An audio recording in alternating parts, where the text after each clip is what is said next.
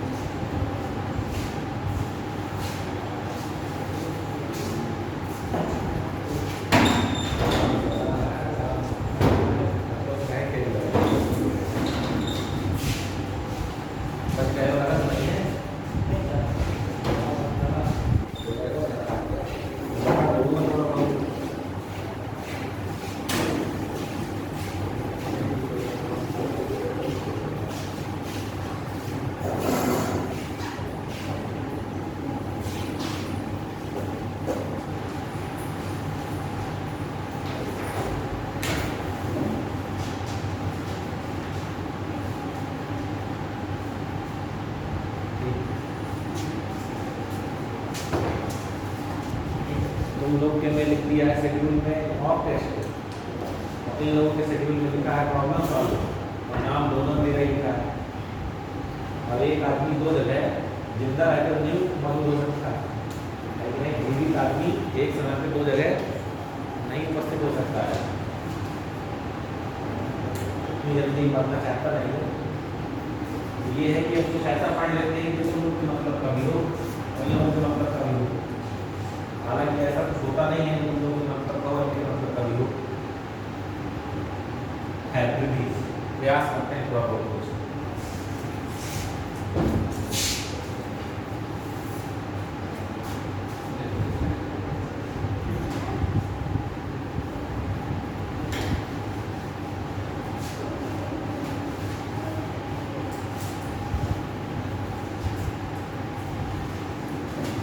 वो एनडीए वाले यही बैठ गए हैं, वो शेड्यूल में हो गया डिस्टर्ब।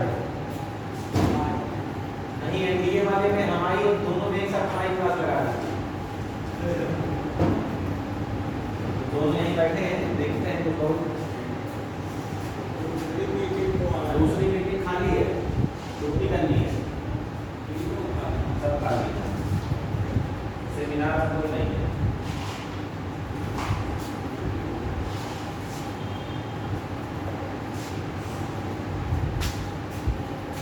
किस चीज़ की तैयारी कर रहे हो तुम लोग? एनडीए लोग तो कर रहे हो, तुम लोग तो देख चुका हूँ क्लास में। हाँ, तुम लोग एनडीए इंटर हो गया, किस साल हुआ? इसी साल। कहाँ से? 15 से? किस स्कूल से? दोनों का कितने % आए?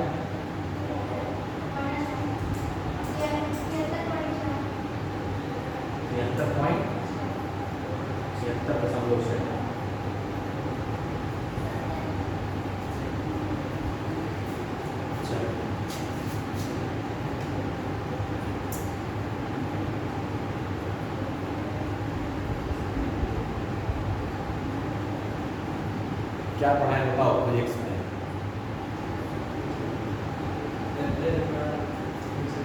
वेक्टर का तुम लोग के सिलेबस में बड़ा यूज नहीं है, पढ़ाने को पढ़ा दो।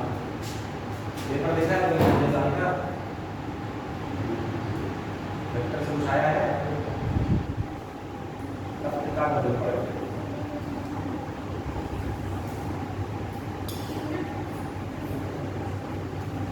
और बताओ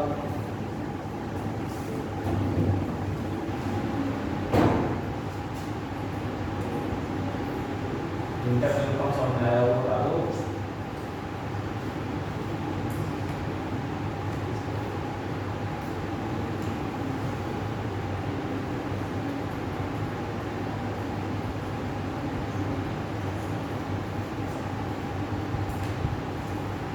क्या पढ़ाएंगे बताओ?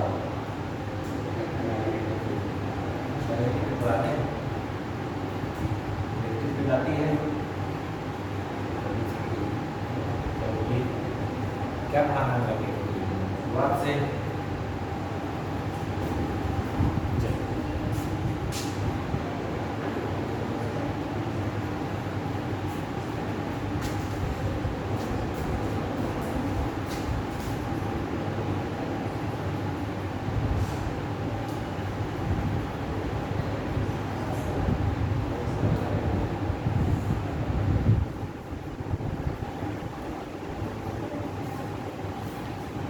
बायो सैवर्ट का नियम नया नया है, इंटरमीडिएट के जो लोग इंटर का एग्जाम दिए हैं वो भी याद हो उनको भी। इसको पढ़ने से पहले हमको जानना होता है ऑरस्टेड नाम के साइंटिस्ट थे, उनका एक एक्सपेरिमेंट था ऑरस्टेड का एक्सपेरिमेंट। इस एक्सपेरिमेंट में ऑरस्टेड ने किया क्या, एक वायर लिया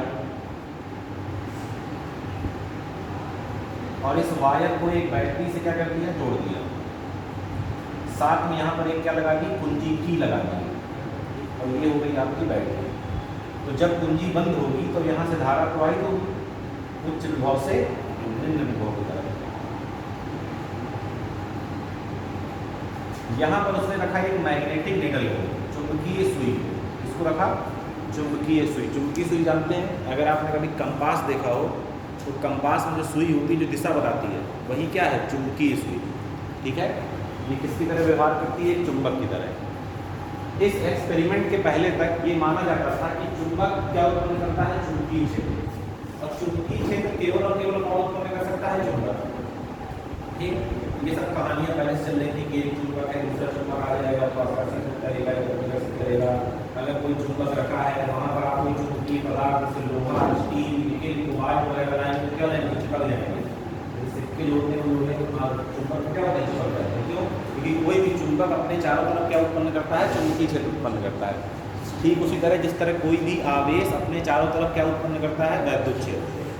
ठीक है ना, ये जब पढ़ने का नंबर आता है तो तब तक आप वैद्युत क्षेत्र पूरा पढ़ चुके होते हैं। तो वैद्युत क्षेत्र में क्या होता था कि कोई आवेश अपने चारों तरफ क्या उत्पन्न करता है, वैद्युत क्षेत्र, जिसमें अगर कोई दूसरा आवेश आ जाए तो वो क्या करता है, वैद्युत बल का अनुभव करता है।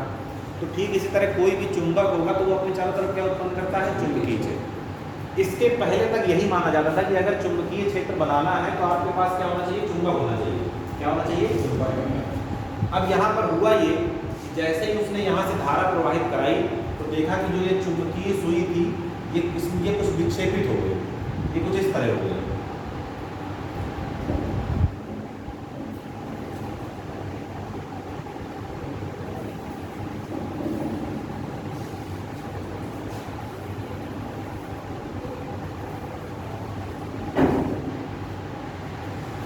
पहले ये सीधी थी, फिर ये कहाँ हो गई, हल्की सी विक्षेपित हो गई।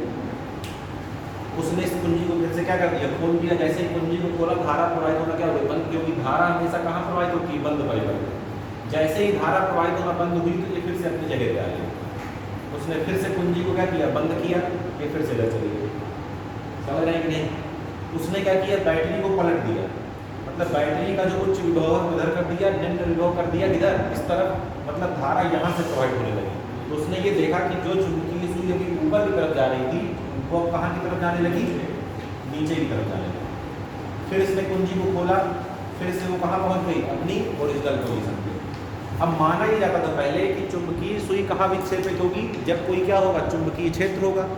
उसके बिना तो वो विक्षेपित हो नहीं सकती, क्योंकि चुंबकीय सुई किससे बनी हुई है? चुंबकीय पदार्थों से। किससे बनी हुई है? चुंबकीय पदार्थों से। और कोई चुंबकीय पदार्थ अगर है तो वो कहाँ यहाँ वहाँ होगा? किसी चुंबक के आसपास। समझ रहे कि नहीं? लोहे का सिक्का लीजिए, अगर कोई चुंबक नहीं तो अपनी जगह रखा है, और बगल में एक चुंबक रख दीजिए, आके क्या हो जाएगा? चिपक जाएगा। यानी कि क्या हो गया? विक्षेपित हुआ कि नहीं? अरे इसकी तरफ चला आया। अब वहाँ पर उसने ये देखा, पहले उसने अपने पूरे कमरे की तलाशी ली कि कहीं कोई ऐसा चुंबक छुपा हुआ तो नहीं रखा है कमरे में, मुझे मिल रहा हो। तो परेशान हो गया जब उसको चुंबक नहीं मिला, तो उसने ये अनुमान लगाया कि यहाँ पर कोई ना कोई चुंबकीय क्षेत्र तो है ही है। अगर चुंबकीय क्षेत्र ना होता तो ये चुंबकीय सुई विक्षेपित ना हो रही होती। तो फिर उसने ये निष्कर्ष दिया अपने प्रयोग से कि कोई भी चालक तार जिसमें धारा प्रवाहित हो रही है, जिसको बोलते हैं धारावाही चालक तार, क्या बोलते हैं? धारावाही चालक तार।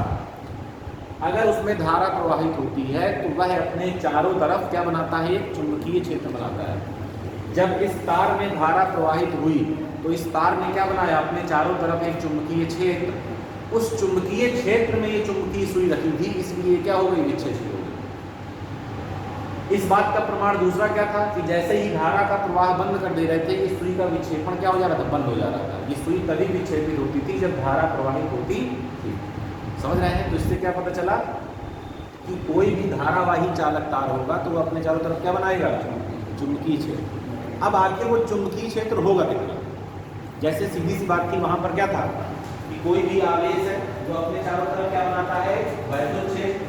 अगर उस आवेश के वैद्युत क्षेत्र में कोई दूसरा आवेश आ जाए तो उस पर या तो आकर्षण का बल लगेगा या क्या लगेगा? प्रतिकर्षण का बल। डिपेंड करेगा दोनों चार्ज किस तरह के हैं। धनात्मक धनात्मक मतलब सेम है तो प्रतिकर्षण, और अलग अलग है तो आकर्षण। फिर बात आती थी वहां पर कि कितना लगेगा बल, तो इसको किसने बताया? कूलाम ने बताया। कूलाम ने कहा इतना लगेगा। कितना? F बराबर K(Q1Q2/r²। तो बात यहाँ पर आई कि ठीक है, कोई चालक तार है, अपने चारों तरफ क्या बना रहा है? चुंबकीय क्षेत्र तो बना रहा है, लेकिन वो चुंबकीय क्षेत्र है कितना? इस बात को बताने के लिए किसने नियम दिया? बायो-सैवर्ट। बायो-सैवर्ट दो वैज्ञानिक थे। इन्होंने क्या कहा कि अगर किसी तार में धारा प्रवाहित हो रही है, मान लीजिए क्या है? कोई तार जिसमें धारा प्रवाहित हो रही है, उसने कहा इस पूरे तार के कारण कितना चुंबकीय क्षेत्र आएगा वो हमको मालूम नहीं है। बायो-सैवर्ट ने क्या कहा? कि तार है जिसमें क्या प्रवाहित हो रही है? धारा प्रवाहित हो रही है, इस पूरे तार के कारण कितना चुंबकीय क्षेत्र आएगा हमको पता नहीं है। हमको केवल इतना पता है कि अगर आपके पास कोई छोटा सा क्या हो? अल्पांश हो। अल्पांश मतलब छोटा सा ही, बिल्कुल छोटा सा। क्या नाम दिया इसका? डीएल। क्या नाम दिया इसका? डीएल। अगर डीएल की बात करेंगे तो हम बता सकते हैं कि चुंबकीय क्षेत्र डीएल की वजह से कितना होगा। उसने क्या कहा कि अगर डीएल से आप कहाँ चले गए? आर दूरी पर कोई बिंदु आपके पास क्या है? पी, और ये डीएल और आर के बीच में कोण कितना है? थीटा। तो उसने कहा कि इस छोटे से अल्पांश डीएल की वजह से, पूरे तार की वजह से नहीं बताया बायो-सैवर्ट, ध्यान दीजिएगा, इसकी वजह से छोटे से अल्पांश डीएल की वजह से उसने कहा कि जो छोटा सा चुंबकीय क्षेत्र होगा डीबी, मैथ में फिजिक्स में हम लोग जब छोटे से एलिमेंट को दिखाते हैं, छोटे भाग को दिखाते हैं तो डी लगा देते हैं। उसने कहा कि ये जो डीबी है ये समानुपाती होगा किसके? धारा के। ये जो डीबी है ये किसके समानुपाती होगा? इस अल्पांश की लंबाई के। और जो डीबी है वो किसके समानुपाती होगा?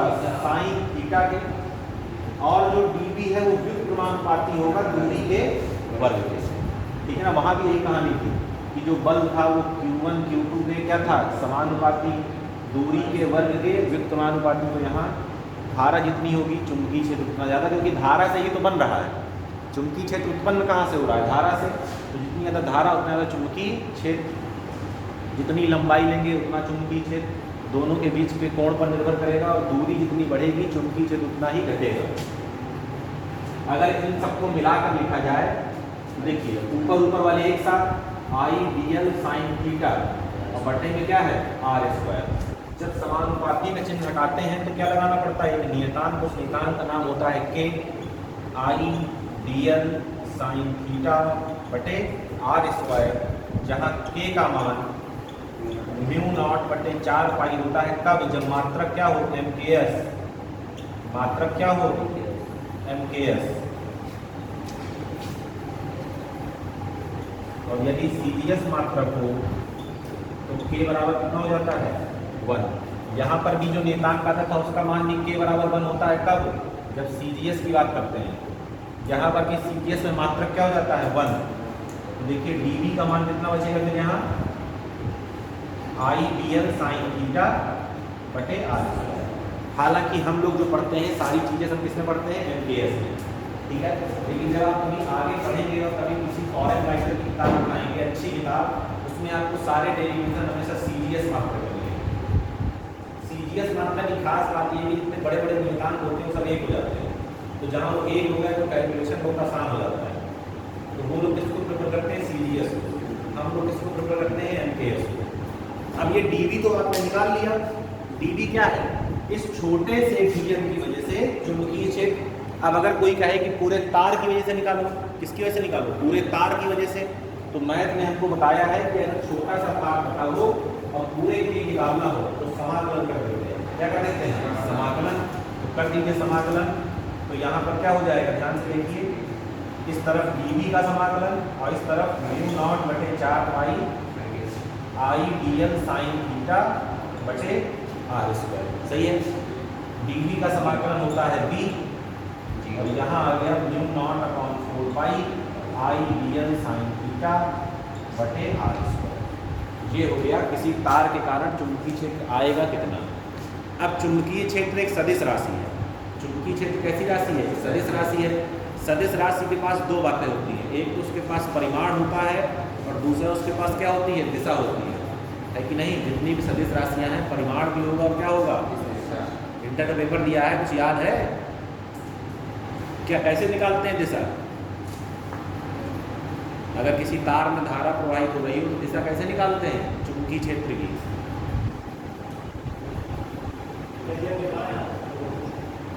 फ्लेमिंग के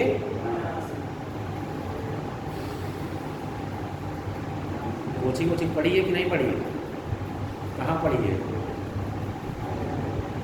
कहाँ पढ़ी है फिजिक्स की कोचिंग?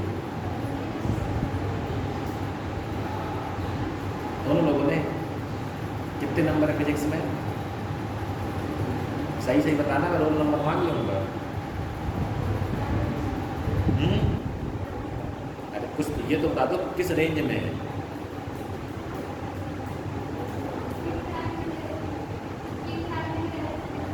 ठीक ठाक मतलब 75। तुम्हें भी याद नहीं है? खराब चीज़ें भूल जानी चाहिए, है कि नहीं? हाँ बताओ कैसे निकालेंगे दिशा? हाँ, इसकी दिशा निकालने के लिए आप यूज करते हैं दाहिने हाथ के अंगूठे का नियम। इसका यूज करते हैं दाहिने हाथ के अंगूठे का नियम। क्या कहता है दाहिने हाथ के अंगूठे का नियम? कि धारा की दिशा में किसको रखिए? अंगूठे को। मान लीजिए आपसे कोई कहे ये तार है और यहाँ पर कोई बिंदु है P, जरा चुंबकीय क्षेत्र की दिशा बताइए। तो क्या करते हैं? धारा की दिशा में रखते हैं किसको? अंगूठे को।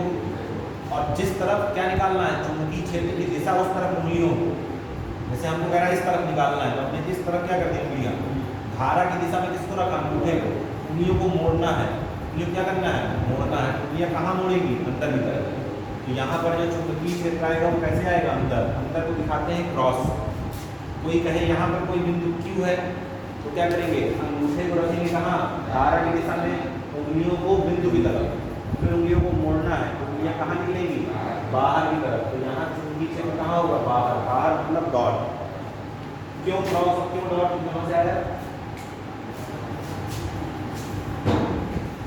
नहीं पढ़ा? नहीं पढ़ा?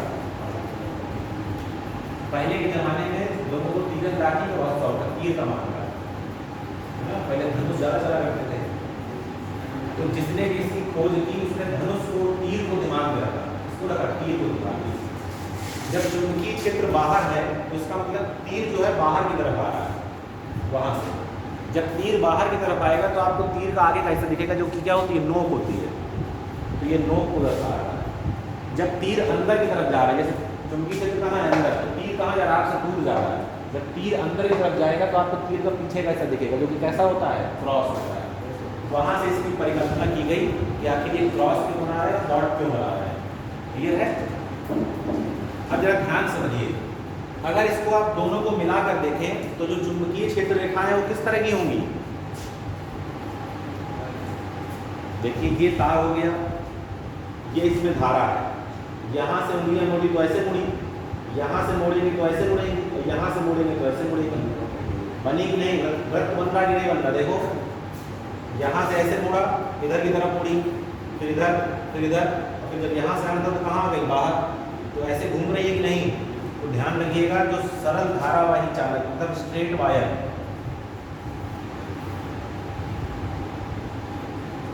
जो चुंबकीय क्षेत्र रेखाएं होती हैं वो होती हैं सकेंद्रीय और ऐसी वृत्ताकार।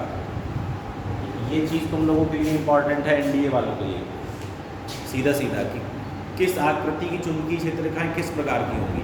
तो अगर सीधा सीधा तार है तो चुंबकीय क्षेत्र रेखाएं वृत्ताकार। ठीक है, अब इसके बाद ध्यान से, जब हमने क्या किया, इस बायो-सावर्ट के नियम के अनुप्रयोग देखने चाहिए। अगर चाहिए कोई तार दिया है, उस तार के कारण क्या निकालना है? चुंबकीय क्षेत्र निकालना है। उसके कई सारे क्या है एप्लीकेशंस आए। पहला एप्लीकेशन क्या है कि अगर आपके पास परिमित लंबाई का, परिमित का मतलब होता है फाइनाइट, जो आपको मालूम है, परिमित लंबाई का क्या है आपके पास तार है, उसके कारण क्या निकालना है आपको? चुंबकीय क्षेत्र।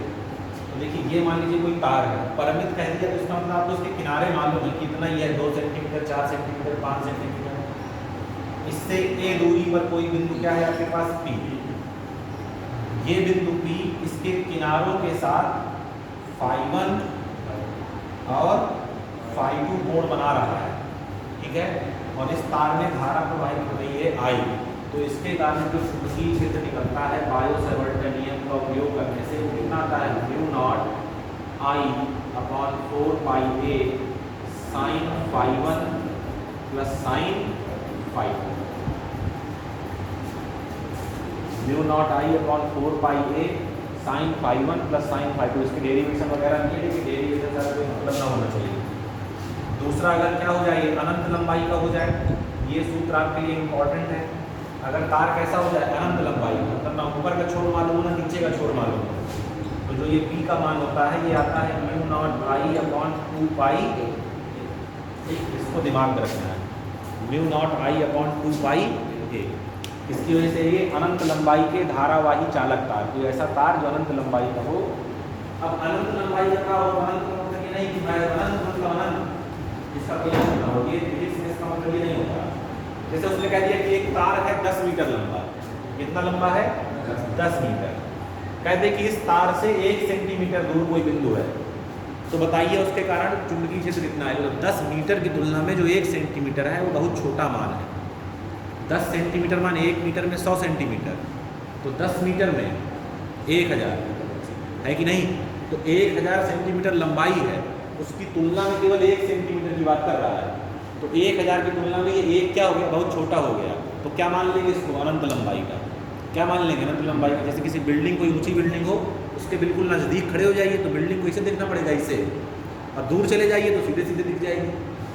तो जब ये बिंदु बहुत नज़दीक होगा तो जब ऊपर देखेगा तो कहाँ देखेगा? बिल्कुल, और जब नीचे की तरफ देखेगा तो खत्म नहीं हो रहा। तो इसके हिसाब से क्या है ये? अनंत लंबाई। अनंत लंबाई मतलब ये नहीं है कि अनंत लंबाई का तार है, लंबाई ये पता नहीं है। अनंत का मतलब होता है कि इस लंबाई के कंपेयर में जो ये दूरी है ये क्या है? बहुत छोटी। क्लियर है? फिजिक्स में हमेशा अनंत का मतलब यही है। ठीक है ना? जैसे जब आप दर्पण पढ़ते हैं या लेंस पढ़ते हैं तो कहते हैं अनंत से जब किरणें आती हैं तो प्रतिबिंब फोकस पे बनता है। तो अनंत का मतलब ये नहीं कि अब अनंत से चली आ रही है, अनंत से आएंगे तो पहुँचे ना पाएंगे। समझ रहे हैं कि नहीं? कहने का मतलब ये कि जो उसकी फोकस दूरी है 2 सेंटीमीटर, 4 सेंटीमीटर, 10 सेंटीमीटर, उसकी तुलना में कह दिए 5 मीटर दूर एक क्या रखा है? बल्ब रखा है, वहाँ से प्रकाश किरण निकल रही है। तो अनंत का मतलब ये है। ठीक है?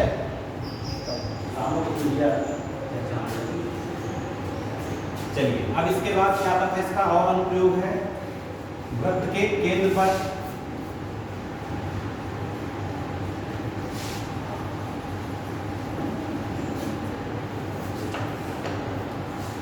अगर ये आपके पास कोई क्या है? वृत्त है, इसमें क्या प्रवाहित हो रही है?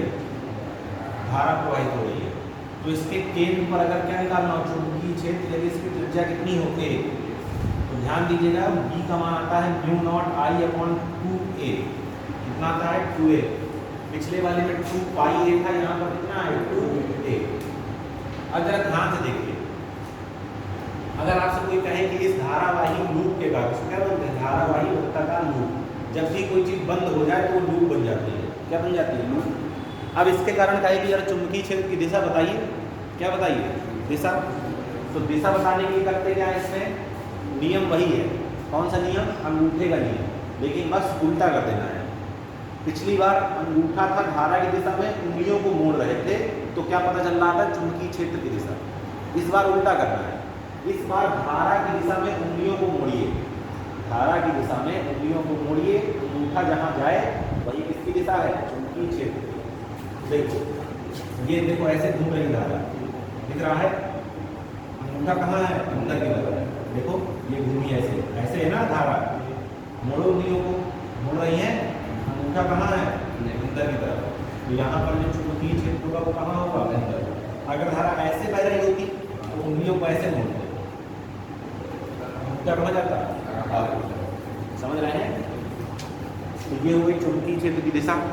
फिर इसके बाद एक सूत्र और ऊपर का हमने पढ़ा होगा, यहाँ से इसकी अक्ष पर निकालें तो अक्ष पर भी चुंबकीय क्षेत्र का मान आता था mu not I A square upon 2 bracket में ए स्क्वायर प्लस स्क्वायर 3/2। तो इस तरह बायो सेवर्ट के क्या है, नियम के कई सारे प्रयोग हैं, कई सारे सूत्र निकलते हैं अलग अलग आकृतियों के लिए, समझ रहे हैं नहीं। फिर बायो सेवर्ट के बाद क्या आता है, एम्पियर का नियम। जिस तरह वहाँ पर था गॉस का नियम, उसी तरह यहाँ पर से आता है एम्पियर का नियम, समझ रहे हैं नहीं। गॉस का नियम क्या था कि अगर आपके पास सिमेट्रिकल डायग्राम्स हैं, सममित आकृतियां हैं, तो सममित आकृति, सममित मतलब जो दाएं भी उसी तरह हो, बाएं भी उसी तरह हो, ऊपर भी उसी तरह हो, नीचे भी उसी तरह हो। जैसे वर्ग कैसी आकृति है, सममित आकृति है। वृत्त कैसी आकृति है, सममित आकृति है, समझ रहे हैं। अरे ऐसे इसको काट दो बीच से, जो इधर है वही क्या है, इधर है। तो उसके कारण एम्पियर ने बताया कि अगर हमारे नियम का आप उपयोग करेंगे तो और आसानी से इनके मान निकल सकते हैं, समझ रहे हैं कि नहीं। क्या था एम्पियर का नियम,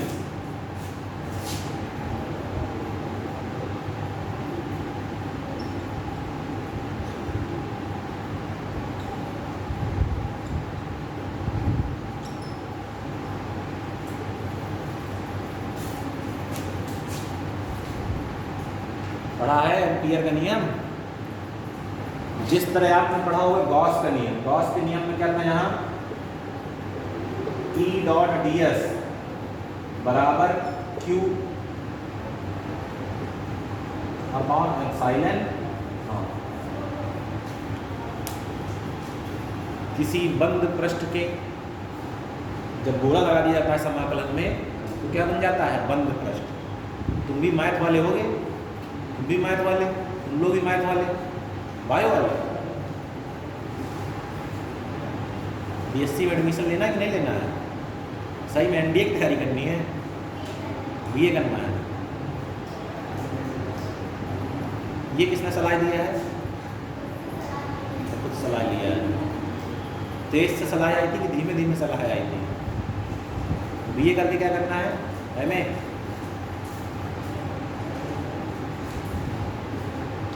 किसी बंद पृष्ठ, जब समाकलन में क्या लग जाए, घेरा लग जाए, मतलब पृष्ठ क्या हो गया, बंद हो गया। किसी बंद पृष्ठ के वैद्युत क्षेत्र का पृष्ठीय समाकलन, समाकलन 3 तरह का होता है, रेखीय समाकलन, पृष्ठीय समाकलन, आयतनिक समाकलन। किसी बंद पृष्ठ के वैद्युत क्षेत्र का पृष्ठीय समाकलन पृष्ठ द्वारा घेरे गए आवेश का 1/ε0 गुना होता है। किसी बंद पृष्ठ के चुंबकीय क्षेत्र का रेखीय समाकलन, dl मतलब लंबाई, लंबाई मतलब रेखीय समाकलन, उस परिपथ द्वारा घेरी गई धारा आई इंक्लोज, इंक्लोज मतलब उसके अंदर हो, का μ0 गुना होता है। देखिए एक चीज याद रखिएगा, जो वैद्युत क्षेत्र में μ0 होता है, सॉरी वैद्युत क्षेत्र में जो 1/ε0 होता है, वो चुंबकीय क्षेत्र में μ0 बदल जाता है। जैसे वहां पर नियतांक क्या था, 1/4πε0, सही है, तो कुछ ना करो, 4 पाई को बट्टे में लिखा ले दो, 1/ε0 की जगह क्या लिख दो, μ0। तो ये बन गया यहाँ का नियतांक, ठीक है। छोटे छोटे तरीकों से आप एक जगह के सूत्रों से उस तरह के सूत्र बहुत सारे बना सकते हैं। ऑलमोस्ट सारे सूत्र यहाँ पे वहाँ अप्लाई हो जाते हैं। ठीक है, कुछ बातों का ध्यान रखा जाएगा कि नियतांक कैसे बदल रहा है, तो आप काफ़ी हद तक यहाँ का वहाँ कर सकते हैं। यह है। फिर इस एम्पियर का नियम का प्रयोग करके हम लोग निकालते हैं सोलेनॉइड की वजह से चुंबकीय क्षेत्र। इसकी वजह से, सोलेनॉइड की वजह से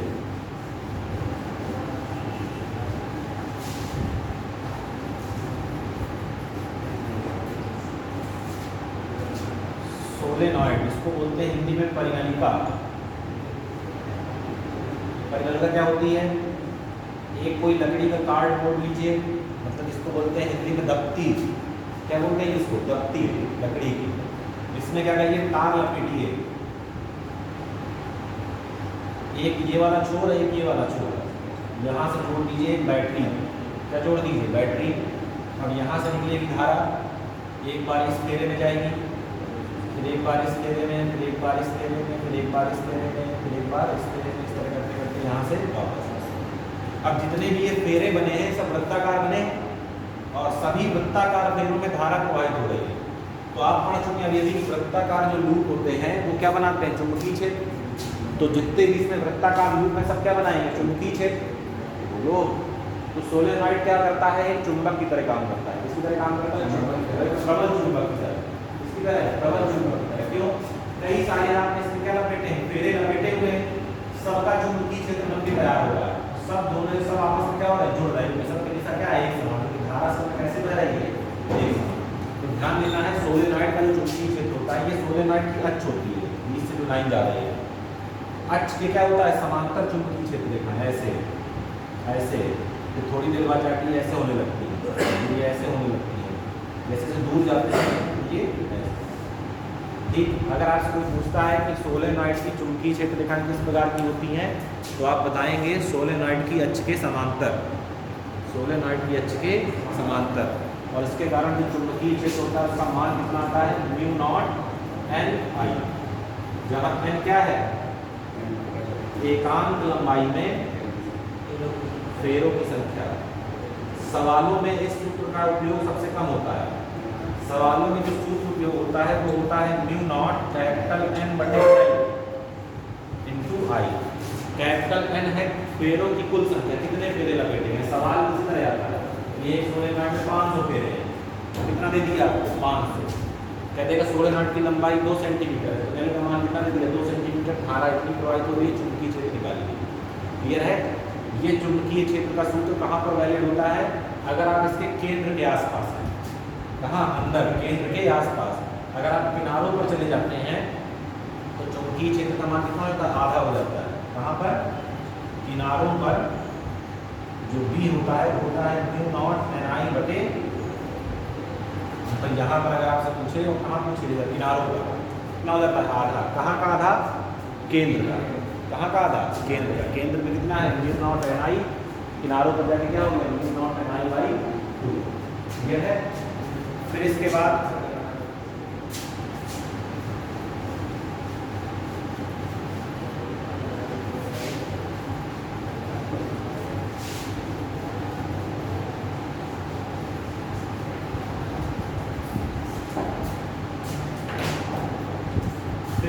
टॉपिक आता है कि अगर आपके पास कोई क्या है? चुंबकीय क्षेत्र। जब भी इस तरह की चुंबकीय क्षेत्र रेखा बनाई जाए तो मतलब है एक समान चुंबकीय क्षेत्र की बात हो रही है। कितना है? बी। मान लीजिए आपके पास कोई क्या है? आवेश है, ये है प्लस क्यू आवेश, और ये चुंबकीय क्षेत्र से थीटा कोण बनाते हुए क्या कर रहा है? गति कर रहा है। क्लियर है?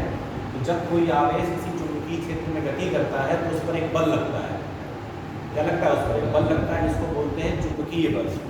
और उस बल का मान होता है Q B cross B, Q B cross B. और आप जानते हैं ए क्रॉस बी बराबर होता है ए बी साइन। ये क्या निकल आया? परिमाण निकल आया। क्या निकल आया? ये परिमाण। बल क्योंकि ये कैसी राशि है? सदिश राशि है। कैसी राशि है? सदिश राशि। तो इसकी दिशा निकालनी आनी चाहिए। तो इसकी दिशा निकालने के लिए आपके पास क्या नियम है? कई नियम है। आप सबसे पहले समझ सकते हैं पेच नियम से।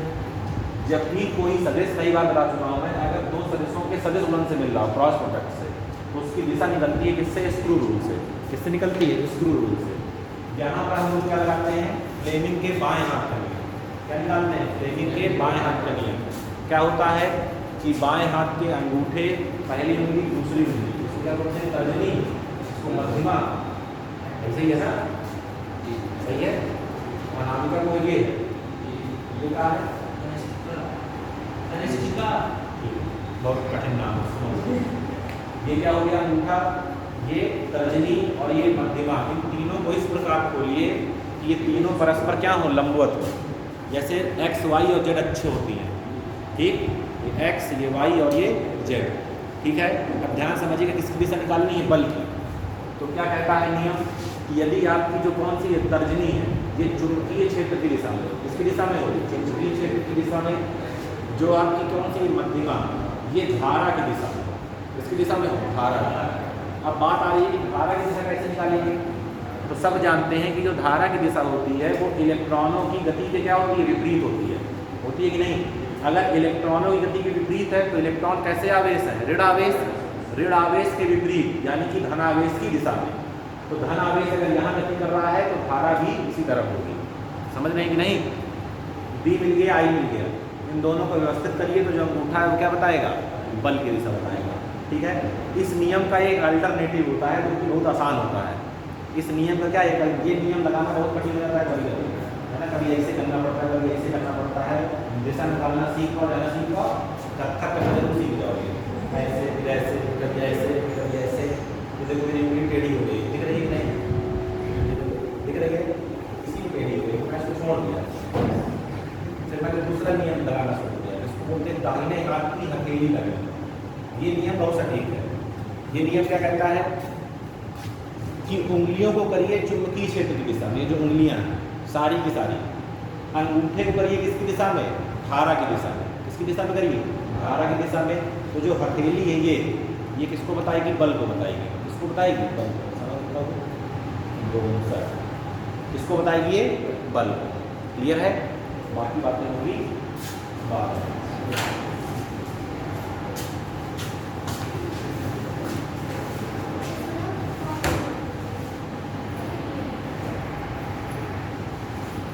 ये रिकॉर्डिंग करूँगा।